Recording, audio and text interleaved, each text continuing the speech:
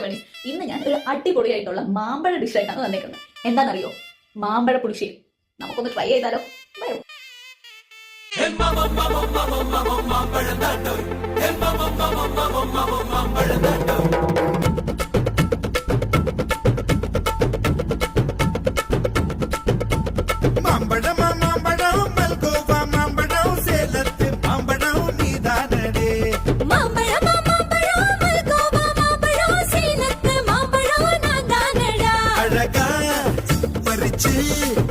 உன்னை அப்படியே நான் தான் திங்க போறேன்.